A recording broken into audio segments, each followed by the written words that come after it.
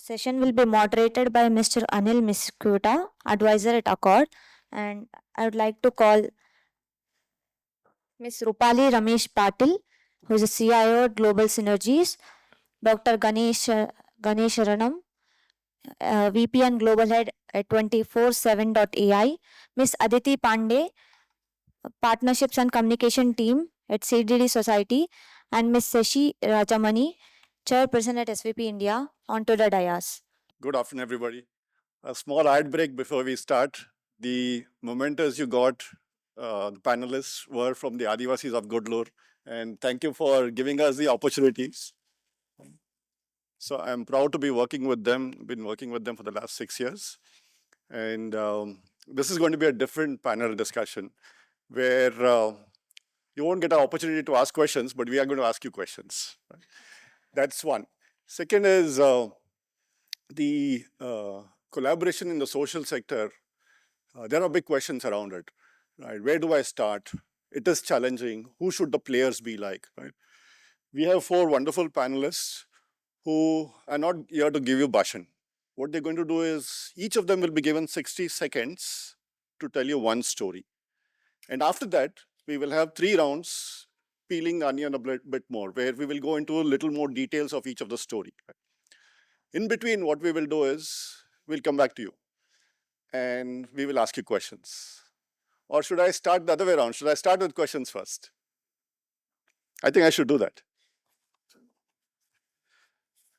And given the time, we have to keep it very short. So here's your first question. Two people from this side and 2 people from that side. The answer should be one word. If you would collaborate with one unexpected partner, who would that be? If you were to collaborate with one unexpected partner, who would that be?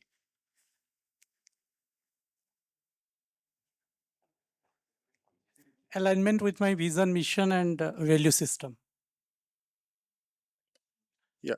Okay. So let me repeat the question. If you would partner with one unexpected partner or collaborate with one unexpected partner, who would that partner be?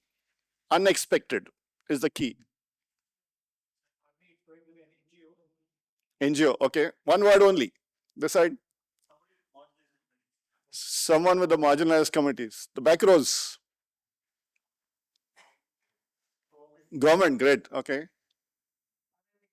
R&D. Great. Okay. Don't forget we are sitting in an institution. AI. Wonderful. Okay. Great. So we will, without further ado, let's start. We've got 4 wonderful panelists over here. Rupali Ramesh at the center. She's part of Global Synergies. Dr. Ganesanram, who's part of 24/7 AI. We've got Aditi, who's part of CDD India. And last but not least, we've got Sashi, who's the chairperson of Social Venture Partners. With that, I have to give you a quick story before I let them talk about their stories. We created something called, there was a need in the community with the Adivasi community. And the need was a lot of children get educated, but they end up as daily wage laborers. So the question is, what do we do? So what we have done is we've set up a small incubator. We call it Adivasi Innovation Hub, with the intent to incubate micro enterprises that the community can run. And reason I'm bringing this here is when we were at a drawing board stage, when we were only a PowerPoint and Excel, we got the support from Sashi. Thank you, Sashi, so much. As social venture partners, we got their support. And with that, we will now start the panel. So the question to the panel is one story, 60 seconds, and each of you will start with Aditi first. I work in the water domain. I work in an organization called CDD India. It works in water circularity and sustainability. Very short story for Northern Karnataka, 50 villages. It was new to me when I came to Bangalore 4 years ago that Karnataka actually has the second most driest region in the country, which is Northern Karnataka. Most water scarce. I always thought it was Rajasthan, desert, water scarce, but it's actually Northern Karnataka, which is the second most arid region in the country. 70% of our country has the similar aquifer as Northern Karnataka, that is below the Gangetic belt. It's hard aquifer. So we worked in 50 villages as a pilot using different kinds of technologies uh, to make them water secure. I'm not sure how many of you are aware of the Jal Jeevan mission.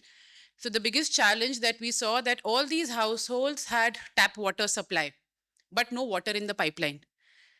Because the sources do not have water. So nothing has been done in the planning for the source strengthening. I don't think the policy initially thought about where is this pipe and this tap going to get water from. So we worked on that, and I work in a domain very, very away from AI and IT. And Abhishek, that is why I don't use ChatGPT. But I think when we talk about technology, it is way more than that because technology is in GIS, remote sensing, structural, different kinds of engineering and other domains. Uh, the work for 3 years has revived, and we can ensure that these 50 villages, about a lakh population, will have water at least for the next 2 generations. And I think it is basically supporting the JJM to ensure that the crores of investments of our tax money that is going will actually be impactful. So Aditi and the team, water in the most difficult areas. Rupali, over to you. Hello, everyone. So, before I land in a story, just to give a little bit of a background, and I think this is around the conversation which has been taking place over here, and the topic, which is about synergy. So, global synergizers is basically was conceptualized because we could see that everybody was working in silos, and the point was to see the larger picture of having everyone together and bringing about that collaboration. So, we have this program on decentralized renewable energy as livelihood option. Okay, so for example, if there is a lady in a village, she is having a papad processing machine or roti making machine as it is in North Karnataka, right? The moment power is the biggest problem, and I realized that when I moved to, I'm staying in Kolar, and that is when I realized that power is a problem because in Mumbai light never goes. So I mean, this is a reality. So my point is that if there is no power, how will that livelihood machine work? So the answer is decentralized renewable energy. So we thought of this program, and we have our extensive work in Sindhudurg area, which is in Maharashtra, which is just a district next to Goa. So what we thought was of designing a larger program, and this program has stakeholders like Selco Foundation, MSRLM, which is Maharashtra State Rural Livelihood Mission, then TERI and UNDP. And along with that, an NGO which is called as Future Green Samaste. Now, here what happens is, and the fifth stakeholder, which nobody should forget, is the beneficiaries, the women group who are using this machinery. So, each one of them came together and we curated a program where every one of them is contributing something. So there is a giver and giver. There is not just taker over here. So in that sense, a larger program was designed where we thought of bringing the decentralized renewable energy to synergize a solution for these women groups. And I think as we go ahead in the panel, we'll touch base on other topics over Thanks, here. Rupali. So it'll be just a high-level elevator story, and we'll get into details. Dr. Ganesh. Good afternoon, all of you. I'm Dr. Ganesh Raman from 24/7 CSR Foundation. One of the key project which is very close to our heart is women empowerment. And in that entire process, we are building toilets at government schools so that to avoid girl child's dropout. We have built closer to 1,000 toilets. We are at 950, hope to cross this mark sooner. And the last 150 toilets we have done at Kortagare, that's the one thing which I wanted to talk about. As you rightly mentioned, when there is a collaboration between government, the community, and the corporate, how quickly the project can get executed, we could witness it over the last 4 months. In a period of 4 months, we could build 150 toilets and inaugurate it, very nicely coordinated and collaborated with the government and the community. That is the one thing when there is a fantastic collaboration, when there is a triangulation which can happen between the agencies, and when there is no a drain in terms of the money which is there, and then the purpose is clear, and then we could see beautiful results. And then we have always seen when there are toilets, girls presence in the school improves. This we have witnessed it, and then we are very happy to collaborate with the various agencies, and we continue to do this particular job. Yeah, thank you. Thanks, Dr. Ganesh. So we had water, energy, education, Shashi, over to you. Okay, because I'm going last, I'm going to give two stories. One where energy, synergy, No cheating, Shashi. synergy really helped, and another place where synergy failed, right? Synergy helping. How many of you have shopped in Madiwala market? Recently, have you seen a little change in the way the market looks in terms of the level of cleanliness? Thank you. Uh, would you know how much it would have costed to bring that change and sustain that change over the last 4 years? Any numbers to clean up Madiwala market where we are taking away 10 tons of produce from going from landfill and repurposing it with NGOs, piggeries, and goshalas. Can you tell me how much would it have costed us? Just two answers really quick. Okay, one more from the side. One more answer, please. Okay, 5 lakhs. And how did this happen? An individual that we decided to back up as SVP, and she's also an SVP partner from Koramangala. And she's decided, I need to save this food that's going waste. I need to fix the stink that is taking over $1 million colony, it is called these days, right? How do we help? So it was a need, which was then a community felt need. So she brought in 9 stakeholders together: the community, which is the RWAs, the market association, which is a very disorganized, rowdy system, BBMP, the corporators and MLAs, the NGOs, the funders, the piggeries, the goshalas, right? All of them came together to solve this problem in less than 5 lakhs over a 1-year period, and it has sustained itself for the last 4 years. So right here in Bangalore, right? That's how collaboration can work magic. The second one, where I was part of a rescue team of 12 members who worked for almost 2 months undercover to rescue. The team continues to work in rescuing children who have been trafficked for sex trade. So these were 3 minors, 10-year-old, 13-year-old, and 15-year-old. It was like movie. We sat in a room prepared from 9 to 12, went to the police station to take their escort to go and break into the brothel and save these 3 children. Last minute it failed because the law and order official decided not to cooperate. It was a pure ego game, and he said, this is my jurisdiction and I know what I'm doing. You don't have to step in here. Get out of here right now. And we lost the opportunity to save those 3 children, but the work is still on. This is how it can fail as well. Thanks, Shashi. So, Shashi, I'll stick with your sustainability story for this. And the next question will be, we'll go this way. But before that, I'll come to the audience, right? Shashi, your next question would be, where do we start? Is it shared values? Who are the players? Who are the actors, right? So just hold on. Question for the audience. And we have mics both sides, right? Okay. What is it one thing that you wish another stakeholder in your ecosystem understood better about your work? What is that one thing that the other stakeholder in your ecosystem should understand better about your work?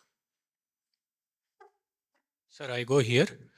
I represent an organization called MIT. Short, only answer. We don't need any introduction. Okay. So, whenever we help students in SEL, sir, socio-emotional learning, because there is too much of suicides among youth, especially in colleges and government schools. So, whenever we go to this Sarva Siksha Abhiyan, we pitched about how we can help them out. The first thing they say is they don't have funds. You get the CSR funds and get it done. So, as a startup who are into the social space, where is this money going? They collect so much of money, taxes from us, right? And they just say that, we don't ask big sum, we hardly ask few lakhs. They just say that they don't have money for doing this kind of work. And it is a dire need. It is a pandemic, which nobody is understanding. So what I want is how can these administrators or bureaucrats be more open to, solving such problems? Okay, so the question is, how can bureaucrats be more open to understanding solving such problems? One quick answer to that, it's important for us to understand the budgeting process. Okay, we won't go into more details, but over here, back to the question, what is the one thing you wish other stakeholder to understand better? Yes. Different perspective of impact. A different perspective of impact. Social empathy. Okay. I would say accessibility to quality education, even to a child, say, in a remote village in Gudalur. Thank you. Anybody else? Yeah, there's one over here. Very productive collaboration and open to collaboration. Open to collaboration, productive collaboration. Okay, that's what you would like to. Okay. So with that, we'll pause, come back to our panelists. We had 4 different stories: water, and energy, education, sustainability.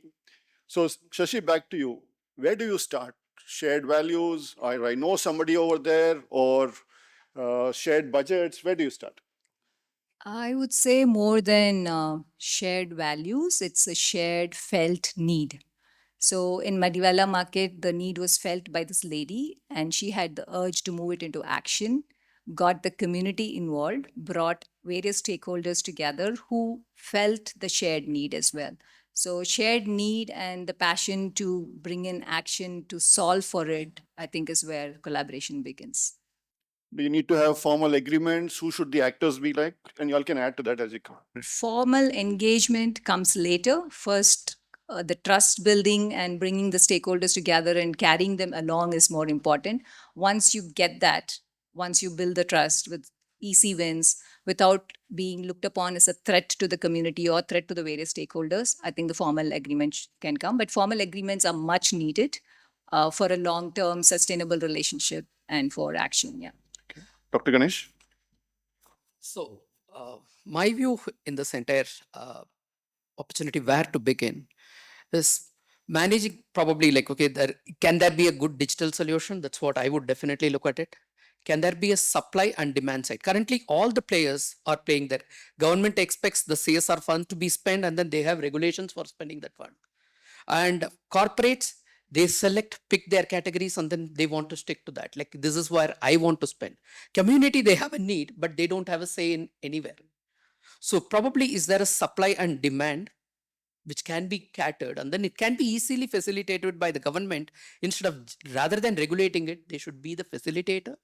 They should create the supply and demand and then match it, and then let the corporates serve the society where they are in.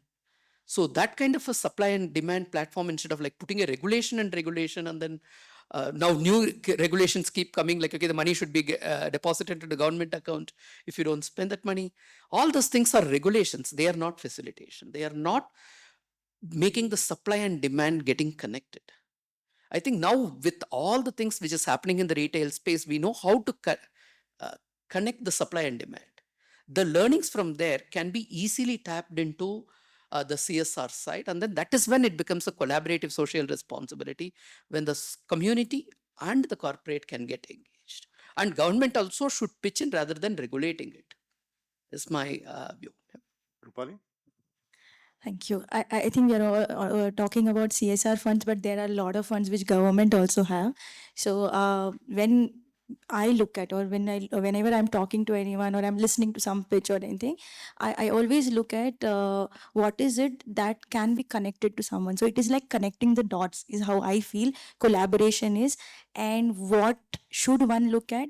I think till you're not in the game, you don't commit to it, is what I feel. So everybody should have something in it for them, whether it is government, whether it is corporate, or whether it is non-profit, and even the community. Till they don't have in it kind of a thing where their stakes are involved, the commitment is poor. So I think the successful synergy only comes in when everybody has something in it for them. And I think that's a human nature, and that's also build the relationship even in the one-to-one basis. So I think the trust factor, the kind of regulation, everything together, I think everybody should have something in it for them, and that's when the successful and long-term relationship takes place. Thank you. I think I'll come from two different stakeholder perspectives. One is corporate and the other is the government. These are two very close stakeholders apart from the community for us. So I think for the corporates, I always feel, because I'm in the partnership space and I deal a lot with these CSR and sustainability heads, more often than not, it is it's a very agenda driven of what their board would want to see on their brand book or on their report, rather than actually identifying. We call it a factory gate setting kind. We have our head office here, so you should invest only in this geography, irrespective of the fact whether that geography actually requires an investment in that domain. And I understand the challenge of nonprofits also, because you need to keep going. You need your recurring income, so you sometimes agree to also do something which you might not essentially feel the need of. So it should start at what is actually needed. For a corporate, for the water program that I'm talking about, it was funded by Standard Chartered, and it was pure faith, because when we gave them the proposal, we gave them a list of, I guess, I think I wrote 20 technologies, because we told we'll choose amongst these what will work in this geography. To have that faith, I'm not telling you exactly what technology, because I don't know till I do the study. One is that. Second is, we're talking about government funds, etc. I think what I have experienced in my programs is it's the fear of the unknown. For the government to put in the money. Once you have actually, for the first 3 years, when we've actually created the impact, it's the ZP CEO, it's the ministry, it's the department that's coming to us with funds for technical support to scale it up across the state. So I don't agree that the government is not willing to put in the money, but I think it's very hard-earned taxpayers' money. They're very judicious in spending. There is a huge dearth of, and still there is a deficit, which has to be probably filled in by very small percentage of the CSR money that we have. It might sound like crores, but I think the corporate is doing the technical support for us and the government is putting in the infra money. So I see the collaboration working brilliantly for us. Thank you. So I come from a different world where used to be in corporate, moved to the dev sector about 10 years back. And at corporate, like some of you know, we want to think big, we want to solve larger problems, etc. But one thing I learned over the last 6 years is we have to start at the community. And that's the most important thing. So ICORD is not an NGO. We are a CBO, a community-based organization. So we started getting 4 tribes together in different villages and then created a village, Adivasi Munnetra Sangam, all together. And then looked at what challenges do we need to address. Community health, we set up a hospital, we set up a school, set up a producer company, all driven by what the community needs. So programs are not decided by a donor. Programs are decided by the community, then we pitch it. So I would strongly encourage all of us to start with the community. What does the community need? And then go further. Because one thing that I've learned over the last 6 years is that a change is sustainable when you work with the community. You cannot develop something and hand it over to them. You can't do a transfer.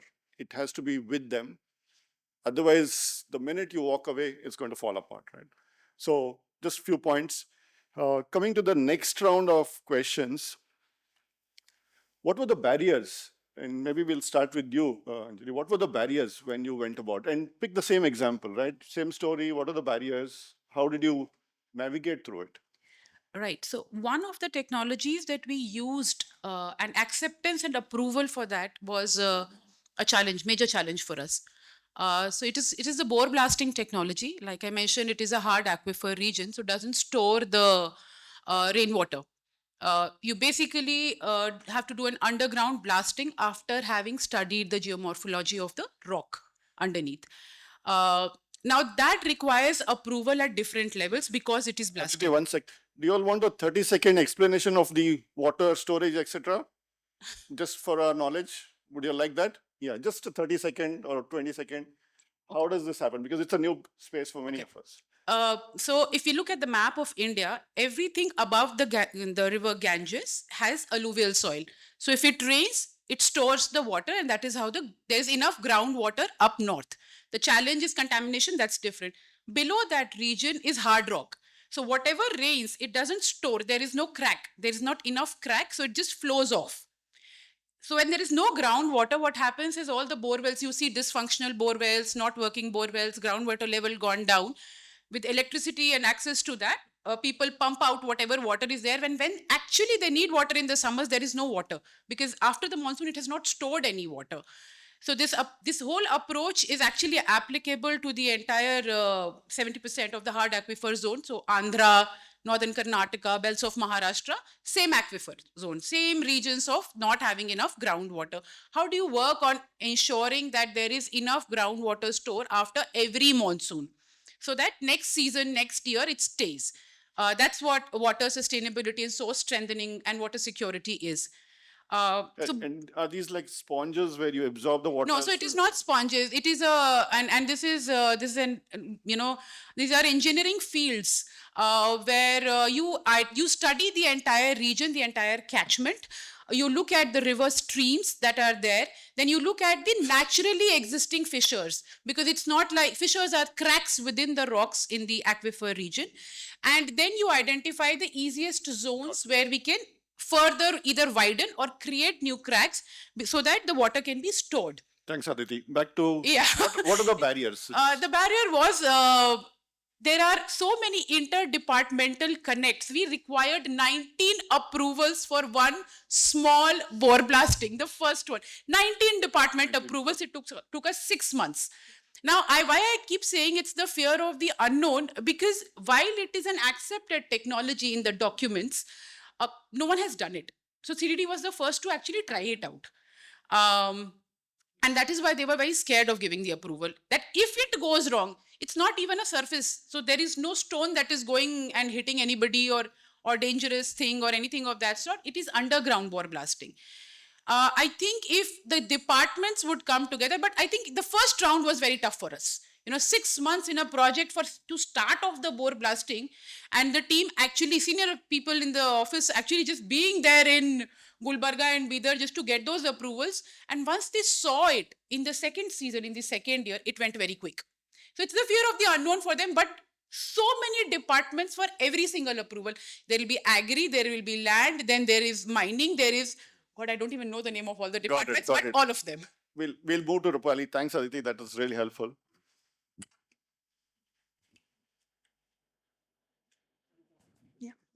So from barrier perspective, I think what Aditi said, I will just second that.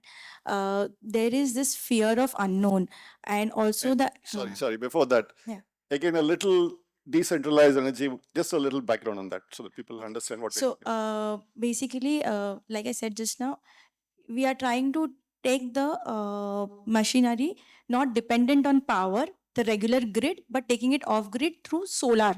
So that is what is decentralized renewable energy. That is how it works. So what happens is when the decentralized renewable energy is connected to our solar energy, basically solar panels, they are mounted on the space which is provided, and it's connected to the machinery.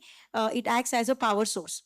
Now, this power source not just helps the machinery which is provided to that household, but it also helps in lighting one bulb, one fan, and so basically it provides even the support system of basic amenity which is required. So while there is economic improvement through the machinery, it also helps in terms of education. So it is like a holistic solution that works over there.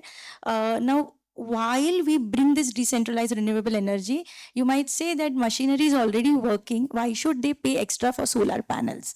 And that is where the challenge starts. That kyun kare? Why should we do it? And to work on those barriers, you have to design a larger program where while the government schemes exist, you have to bring in other players' funds so that you can enable this solution. I think just now someone spoke about the startup having solutions. So solutions, when even though they are meant for the beneficiary cannot pay for them, and that is where the first challenge starts. And synergies or collaboration, they work over there. But the fear of unknown, that's one.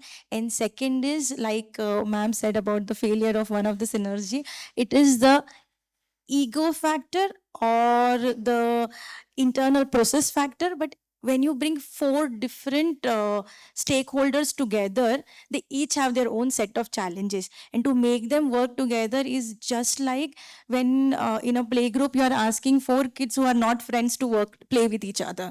So they have each own set of challenges. So what we faced was, first, the beneficiary acceptance. Second was when SRLM had to decide to support this program, because when they say that they are supporting the program, that is when the beneficiary put in more faith into the program. So to make them understand, what we had to do was do certain couple of machineries as a pilot, which proved that okay, this works. And when this works, then other aspect come into picture. With grant makers, there are two grant makers over here, the UNDP Terry grant, and this is a part of small grants program. So small grants program has its own set of rules of where and how the money can be used. So money can be largely used for the machinery, but when it comes to resources for manpower and planning, there are a lot of limitations around it. Selco Foundation has their own set of rules of how the money can come in. So to make all of them work together, we had to show certain examples and bring the interfaith between these players, and that is how we worked on those challenges. But for Aditi it took 6 months. For me, first 8 months were just trying to convince them that this can work, and then give them an example, make them meet multiple times to show them that this can work. And finally, it's working, where Selco Foundation is adding 28% of the total 100% bucket. 10% is coming from the beneficiary, which is either the SSG fund or the cluster fund, and 35% is coming through different government schemes. In Sindhudurg, there is something called as Sindhu Ratna schemes. So through that, and SGP fund is 27%. So that is how it is making all 100%. And they all agreed, and finally we have been successfully installed. The total target capacity is 50 megawatt. We have been able to so far successfully install 16 megawatts. But I will say this is in 1 year's time. The next process will be much more faster, but the initial months are very difficult, and I think that is where the patience and consistency is required. So Thank you. that's from my side. So patience, consistency. We had 19 approvals. Here we had a different situation. But numbers are important in this. How do you balance domestic load versus productive load? Because ultimately you have to make this viable. It is very easy to set up a solar infrastructure, but if it is not viable from a long run, then it is, then it doesn't become a sustainable solution. Moving on, Dr. Ganesh, over to you. So one of the key challenge, probably it is an operational challenge rather we put it like, okay, once we installed the toilets, one of the key challenge was the maintenance, right? And we were seeing that it was in front of our eyes, like, okay, there is a major challenge in terms of that particular component. And then we went to the, probably spoke to the PTA and then involved them. And the block development officer ensured that education officer, he ensured like, okay, every school's PTA comes together. And then they take care of the maintenance of the toilets and then ensure that all the schools started supporting it in such a good way. The moment that BDO started talking to the school headmasters and the PTA, it really made our life much more easier. When we also have an inspection program from our organization that we ensured like, okay, our people are engaged in terms of like, okay, visiting, things are in place. Then it made it much more, the operations became much more smoother. Normally, like, okay, we have the habit of not only writing the check, rather we have the engagement component built in. So our people go and visit the schools, like, okay, is it in use? Is it in proper use? All those components we build in. So that way there is an engagement for the people who are living in that community. They go and then pull in more resources and then ensure that like, okay, the success of the project is there. So it is definitely like, okay, one of the things which we were off late we are seeing is the maintenance component. We are building it and then we are making it operational. So that way, like, it is not only like, okay, building it and then leaving it. After a few months, like, it gets into a much more damaged state that we are trying to avoid by engaging the community. And the role of that is where like, okay, the government, once again, the block development officers, like, okay, they had taken a good interest and they engaged the PTM and then they could make things move. Thank you. Yeah. Shashi, I have a different question for you. So Social Venture Partners is a team of CXOs. They have chapters across the country and internationally also, right? Now, Shashi, the question for you is, how do you get them excited to be part of Social Venture Partners? One, how do you balance what the NGO needs with what your SVP partners are passionate about, right? Sorry, it was out of syllabus. We did not plan that. Thank you for that opportunity, however. Just to give a brief, Social Venture Partners is a network of wannabe philanthropists. I would say it's still wannabe because we want to learn how to become good philanthropists or good citizens who can create a better impact around their community and around the country, right? So we have, and the promise we give them by saying that if you join the network, you will have very immersive experience and hands-on working opportunity to solve complex issues on the ground. Like I said, I participated in a rescue for a traffic child. I mean, that doesn't happen. Those opportunities don't come along. Once you get to participate, you get to understand how complex these and how wicked these problems are and what it takes to solve. And then when you write a check, you fully very well understand where this money is going and what it is solving for. And also the patience capital, right? Everybody talked about the fear of the unknown. It is unknown until you experience it, even if it is a day trip to Accord and see how the tribal population there have benefited with 47-year-old journey. It didn't come overnight. Then you know that, okay, me giving 60 lakhs now, I cannot challenge them saying get 50 people livelihood like in the next 6 months, right? It's not a quarterly report. It is a work that has to go beyond years. And so this teaches us, it is a huge, humongous learning for us to experience the various wicked problems on the ground and the solutions and the grit with which the change makers work on the ground, that it makes it all the more worth for us to write a check full-heartedly and not only stop there, but to make it bigger and become lifelong givers. So that's where we are. Now, his question about how do we match the needs of the NGO and match the needs of the partners. So the promise to the partners is that the NGOs know better what they're doing, right? You don't go around as a corporate leader starting to dictate how can you scale, how can you sustain, how can you replicate your model. I mean, they know it better. So first go in with a humble beginnings of listening to them, learning it. Almost a year went by in his case with us, asking all questions, and then found ourselves to be in a stupid place to learn as to why what we asked really is not making sense when we heard the community speak back to us, right? So it took us the second year or middle of third year even to appreciate what they were telling us, starting from the first year. So the learning, the rather a mandate given to the partners when they join SVP is that have a learning mind and an openness and humility to begin your journey in philanthropy. Over a period in time, maybe you have a lot of lessons learned and experiences gathered with which you could be more appropriate with your suggestions and questions. And we do not believe in pushing anything down the NGO's agenda. It is their agenda, it is their mission, their vision that we kind of work with and co-create solutions and support in terms of execution. And wherever there are bottlenecks, mostly it's funding as well. And any other expertise area, whether it is M&E, whether it is branding and communication, whatever be the need of the NGO, we try to step in with our expertise.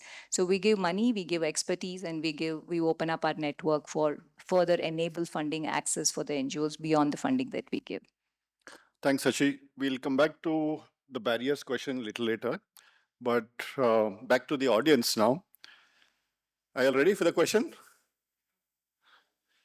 Where have you seen synergy fail and why? But please keep it short, 1 minute max. Where have you seen synergy fail and why? Conflict of interest and divergence of intuition. Thank you. Conflict of interest.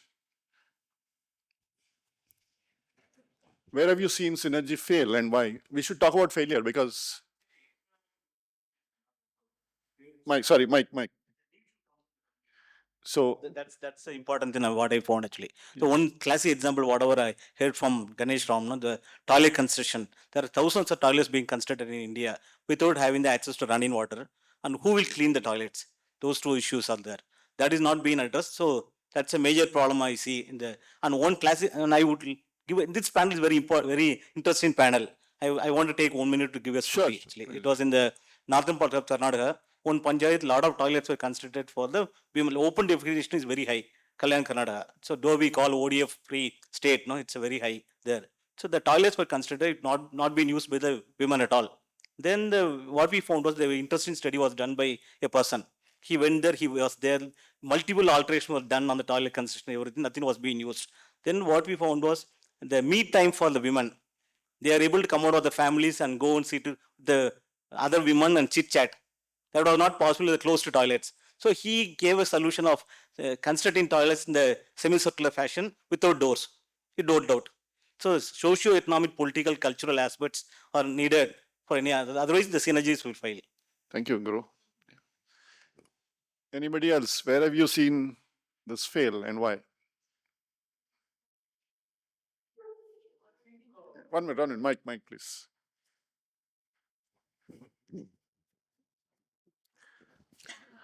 I think it's also mismatch in the policies.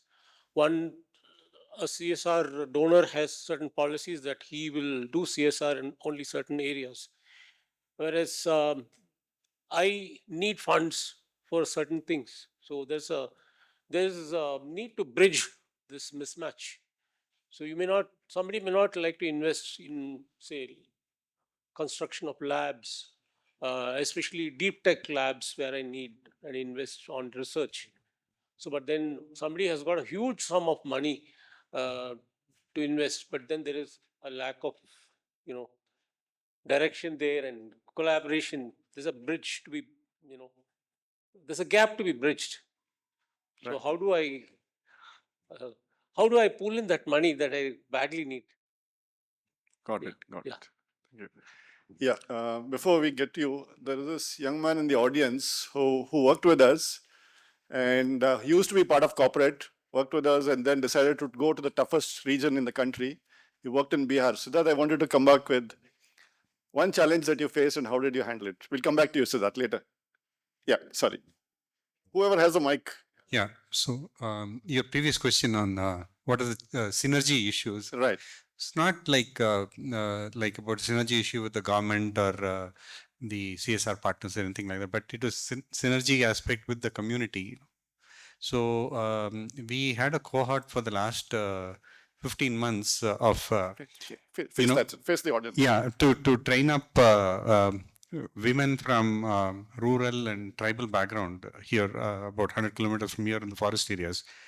So we had a very unique challenge. We wanted to teach them tailoring, embroidery, diya making and things like that. Afterwards, they will provide access to the market and all of that. The cohort is over, it is successful, but the challenges initially that we faced was the synergy with the community was lacking. So why are these people trying to do this? Do they have an agenda there? So a lot of proving had to be done over a period of time, And the unfortunate part is like the men folk, right? Many of them alcoholics, and they never let their women folk out to learn something, that kind of a question, right? And this didn't come out for a very long time. Then later on, we found this out. We tried to talk to the men folk, didn't work out. So ultimately, we had to give a stipend to the people who are coming there, some sort of a stipend like 1,500 rupees per month. That made it. And 9 months into the program, the family was also quite happy. So this was synergy with the community type of a thing. Yeah. Thank you. Yeah, one more behind, I think.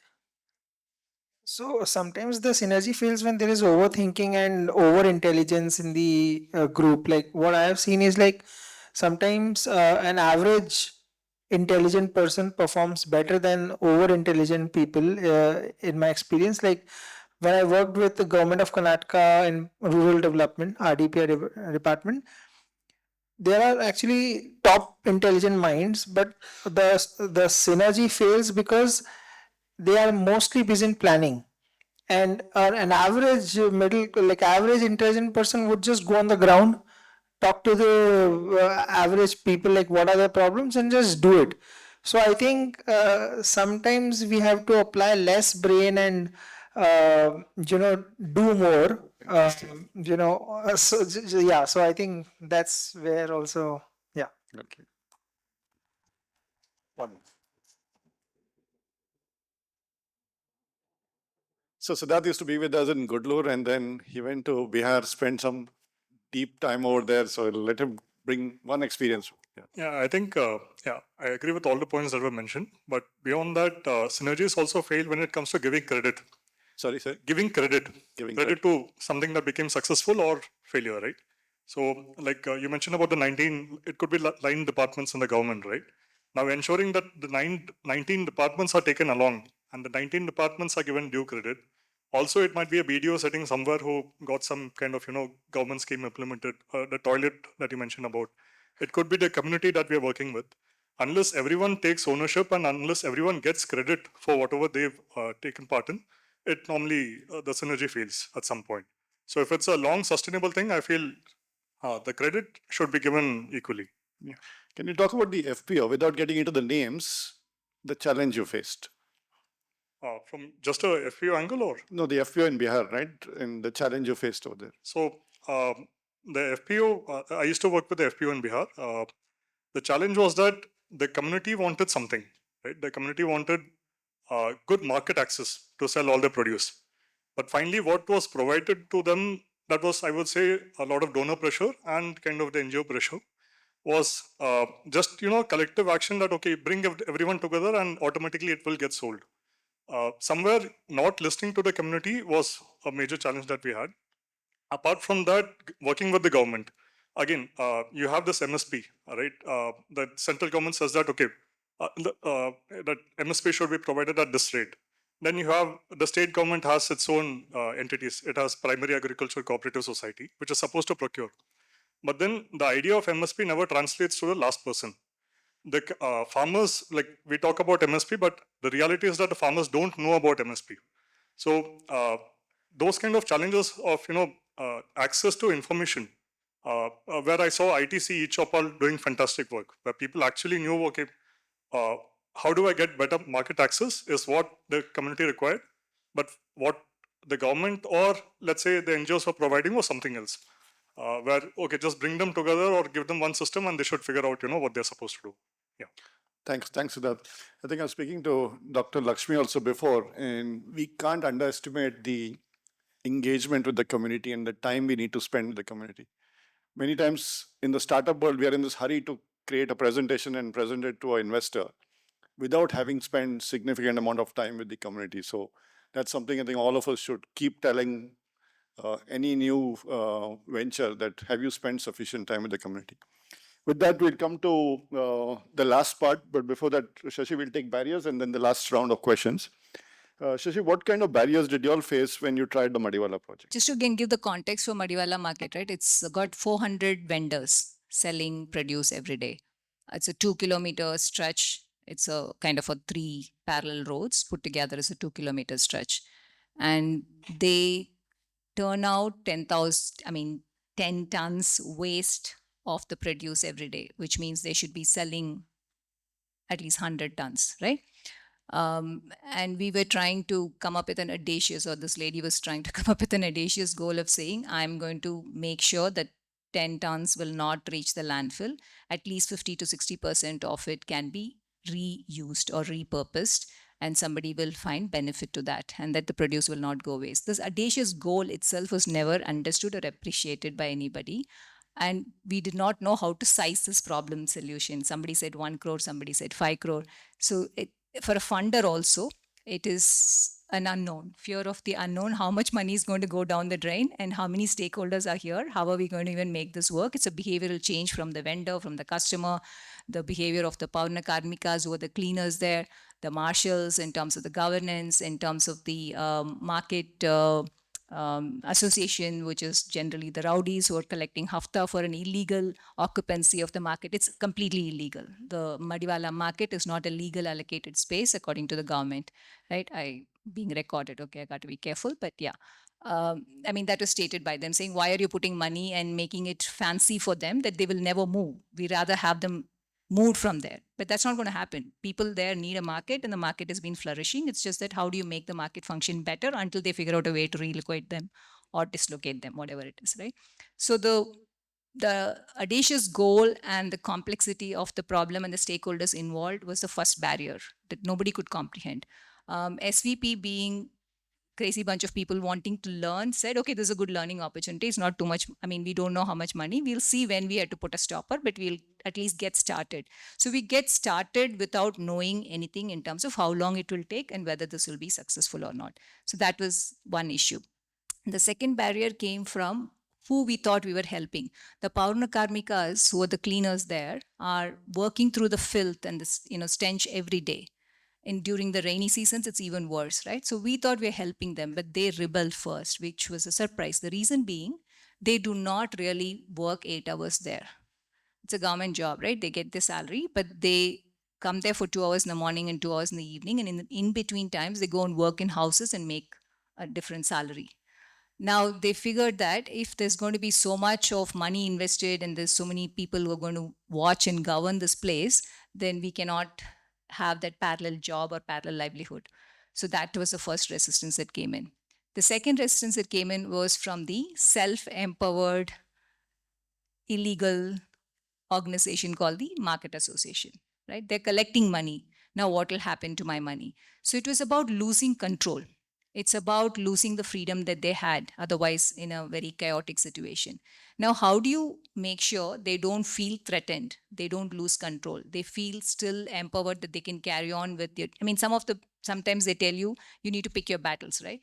So you want to solve a larger problem. You can't be going and butting heads with Market Association or Parno Karmikas. You need to win them over. So show them small wins, build trust that you are not threatening factor for them. They can exist as they exist while they allow us to do the work. And somebody said, make sure everybody is given credit, right? All the stakeholders are given credit and celebrated every once in a while. And that's what we had to do to, kind of celebrate them along the way, make them still the bosses of the vendors, ask them to actually deliver the message that you wanted to deliver to them. So they became your own champion at no cost, right? So it's a little tricky way that we had to work through these barriers. But today, everybody is working together peacefully without feeling threatened, and the space is looking better and better. Yeah. Thanks, Shashi. Before we get to the last round, Shweta, I missed you. You had a question. No, please bring up your question. Barrier. No, go for it. So Regarding the barriers, what leads to failure is one of the reasons clashes and political, involvement or influences. So this is example of one of the projects which we were doing. At the border of Madhya Pradesh and Gujarat. So we were trying to set up a container-based diagnostic center in one of the primary health centers, and the location of the PHC was identified by the community based on the feasibility, assessment. And it was a very tribal community. Tribal was agreeing to set up that, center at the PHC because they were, anticipating that anyway I have to come to the PHC to take consultation or medication. Diagnosis will also happen at the PHC level. That was the idea. However, the medical officer of that PHC was a politically influenced person coming from, political background. So though we had the approval from the state and the district authorities, we were not able to, function that center. I had to travel from Bangalore thrice to convince medical officer, and then we were able to, run or operate that center. So ego clashes, definitely it is there when we have to work. thank you. Thank you for sharing that. Anybody else wants to share one last barrier that you have faced? Anyone else? Yeah. So when we work with corporates who have deaf employees in their organization, and we train to sort of tell them, hey, the solution will benefit the deaf community working in your organization. The kind of barrier we face is basically the decision makers are not the deaf and hard of hearing folks, the employees reporting under them. So from a decision maker's point of view, there's no benefit for them by deploying this solution. This is what we understood. And so hence the barrier was the decision makers rather than the people who are going to use. But then I think one or two points that the panelists mentioned, bringing them in, winning them as champions, made it happen. I believe that's the... Yeah, thank you. Yeah, especially when you're working with differently abled, right? It's very difficult for different categories of people to understand what the differently abled person goes through. And then it becomes tough, right? While some of us may have the intent to make it inclusive, actual implementation needs training, needs us to be more educated on how do we handle it, right? And all of us honestly are not ready for it. We have to put in efforts to make that, right? So the last question is the road ahead. 5 years from now, how do you see this sector in terms of if you wanted the synergy to happen, right? Shashi, we'll go with you first. Right? What are the 1 or 2 steps that we should take? And same question for the audience also. 5 years from now, if you want to see a synergistic social sector, what are the 1 or 2 steps we should take? Yeah, promoting collaboration does not mean that one has to agree to everything, that all stakeholders have to agree. They have to just align. And how do you get people to align and take them along is a big skill that one needs to develop. In terms of the stakeholders, the main stakeholders that are always seen wanting to collaborate or should be collaborating is the NGO sector, that's the implementer or the change maker, and the funders. I'm hoping that people tend to understand now that there are more stakeholders that have to be willing to collaborate and see alignment and wanting to solve the problem and coming together and seeing in a very non-threatful manner. Looking at co-creating solutions, right? Be it the government, the academia, the community, should all come together to co-create solutions. That's when there is a win-win in terms of acknowledgement from the very beginning, right? Then it becomes like, it's my solution at work, like the market association delivering some message saying you should not put this here, you should bring it here at 10 o'clock, is a solution that was co-created with their buy-in, and therefore the chances of it winning is much higher. In So terms of community co-creation, critical ones. in terms of data, right? Today, data is a double-edged sword. Funders want impact data. They can't live without it. They want to see numbers to say, can I give more money or not? The board needs data. Whereas if you look at the market itself, how much of food produce is going waste every day is a data that the contractor does not want to talk about, because the contractor is fudging some numbers and getting some money based on that he has carried so much in terms of the logistics. The government does not want it because they want to protect their turf, and it's an exposure. So when can we all share data? Today it's all in silos and Excel sheets and purposed for different purposes in different ways. How can we share transparently, and how can AI be used for governance? So that that's the toughest part, right? We execute, and then how do we sustain it, and how do we govern it, and how can we use more of technology for governance? Yeah. Thank you. Thank you, Shashi. So I have some thought like, okay, maybe acceptable, maybe requires a further thinking. The entrepreneurship currently, the focus is more on getting more profits, getting more, probably who's the investor, where I can find the money, how I can increase my valuation. Rather, if it can shift the degree towards the social entrepreneurship, where the engagement of the community, what does that community require? And then can the solution which is implemented in that community, can it be scalable? And then instead of a profit as a bigger focus, the purpose as a bigger focus, when we are going to shift it, it's going to really change the game. And then we will see the adoption. And the profits, instead of like, okay, the pricing which is going to be driven and then like towards the valuation, rather the pricing becomes optimal, the user base is going to increase. That is where I'm seeing like, okay, the opportunity for the projects in the social entrepreneurship space is pretty high. And then currently the government is not channelizing. The government can channelize it, and the community can get the benefit, and then community also can channelize it, and then the corporates can also get into it. This sweet spot is really untapped at this point in time. That is a one opportunity I foresee. There is a great way that there can be a big synergy that can be brought. Thank you, Ganesh. Thank you. I agree with him on that part, and I think I had this discussion with you on LG, I believe. So I am at a spectrum where I interact with corporates, I interact with nonprofits, and I interact with startups. Okay, and every time like he asked a question, like I have to go through NGO.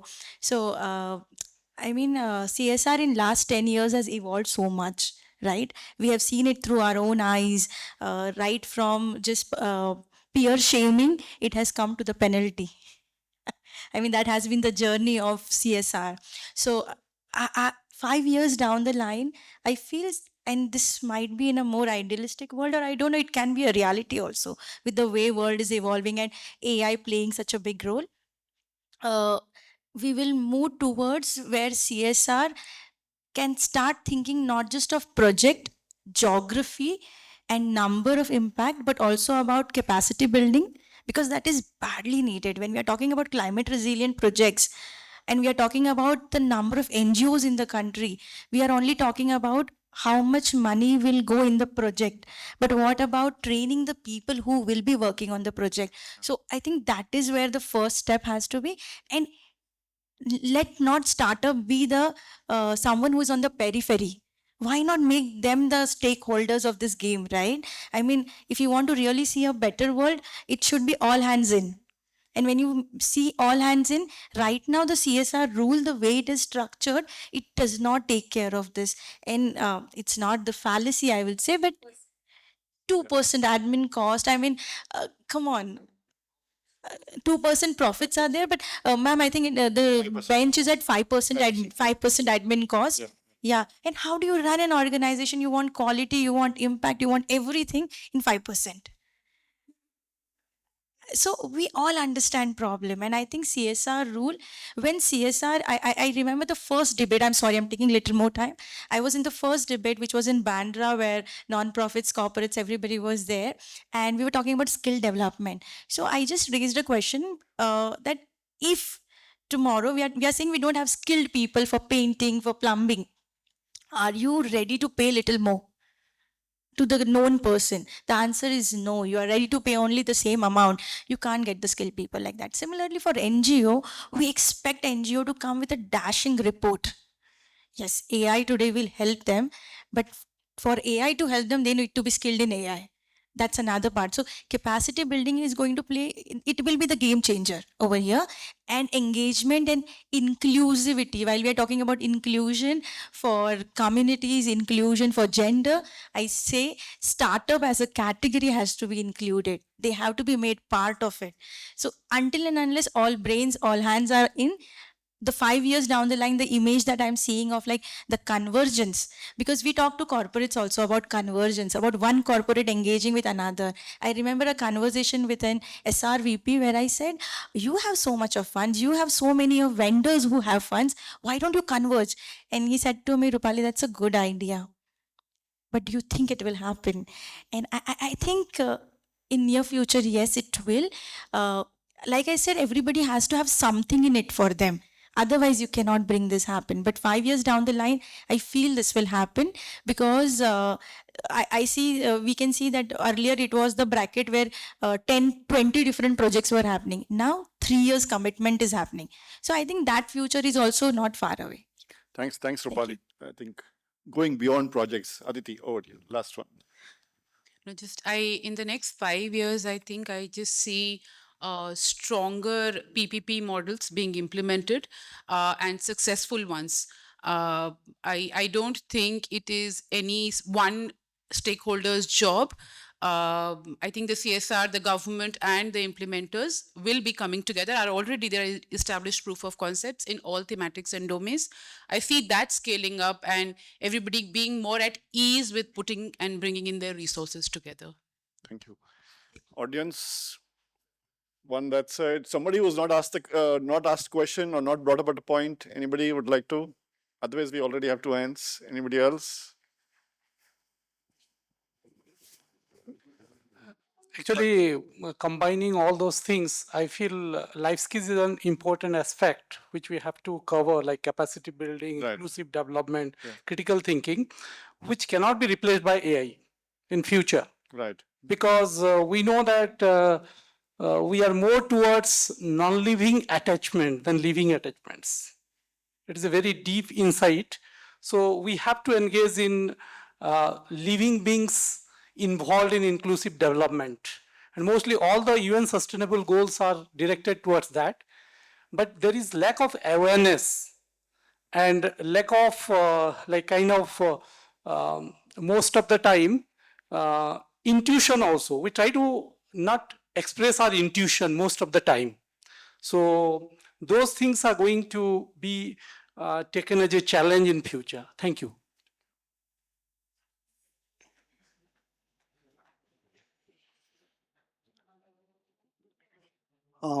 Yeah, so being a part of the assistive tech startup community, I definitely want to see these 3 things, which is not happening right now. The mindset change. When we talk to the corporates who have people with disabilities or companies who have people with disabilities, the mindset is like, okay, you're looking for CSR fund, go talk to them. But they are not looking at the way that the people with disabilities are their employees and they have to improve their productivity and have a proper career growth path in their organization. That definitely is not there. That mindset is not there. I believe that will have to be built over the years. So that's number one. Number two, in the context of social enterprise like ours, raising funding, right? We are a for-profit organization, but focusing on people with disabilities. Even the impact investors measure us in the context of revenue generated and profit made, which is definitely not the measurement metric to be done for a social impact organization. Rather, they have to shift that measurement to what's the impact level, right? So you have, for other startups, money-making startups, you have unicorn as the coined term.